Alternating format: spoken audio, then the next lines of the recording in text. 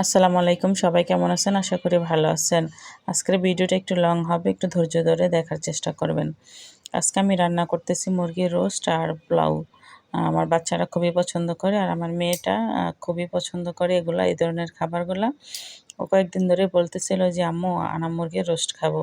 তা আমিও চেষ্টা করতেছি যে বাচ্চাদের জন্য আনাম মুরগির রোস্ট করে দিলে ওরা যদি খেয়ে খুশি হয়, আমারও ভালো লাগবে। আসলে প্রতিটা বাবা মাই চায় তাদের সন্তানদের জন্য ভালো কিছু করার জন্য। তো আমার বাবা-মারা ওরকমই চেয়েছে। যখন ছোটবেলায় ছোট ছিলাম তখন বাবা-মা চেষ্টা করতো যে বাচ্চাদেরকে এটা করে খাওয়াবো, সেটা করে খাওয়াবো। আসলে সেই পর্যায়ে এখনো আমার সেই সময়টাই চলে আসছে।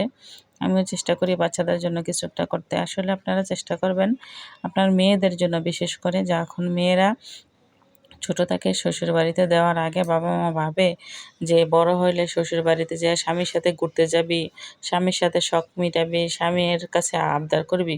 আসলে সেই আবদারগুলা তখন পূরণ হয় না।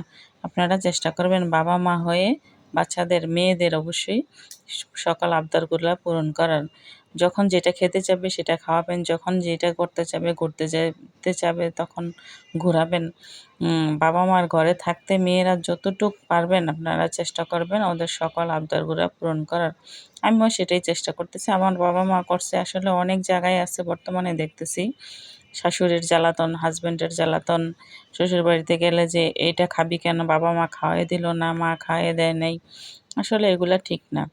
ওরকম এজন্যই ভাবতেছি যে আমরাই যতটুক পারি মেয়েদেরকে আমার ঘর থেকে আর যতটুকু পারবো যে খাওয়া-দাওয়া করে দেব, যেন শ্বশুরবাড়িতে গেলে যেন কেউ কিছু বলতে না পারে। তো আপনারাও চেষ্টা করবেন আপনাদের মেয়েদের জন্য বিশেষ করে এগুলা করতে। তো কথায়, কথায় অনেক সময় হয়ে গেল। আমার রান্নাটাও প্রায় হয়ে যাইতেছে।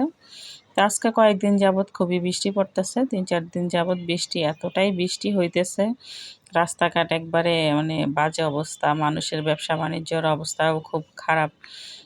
তো আমাদের ঘরে থেকে ভালোই লাগতেছে যে বৃষ্টি হইতেছে, একটু আনন্দ লাগতেছে যে ঠান্ডা, ঠান্ডা আবহাওয়া।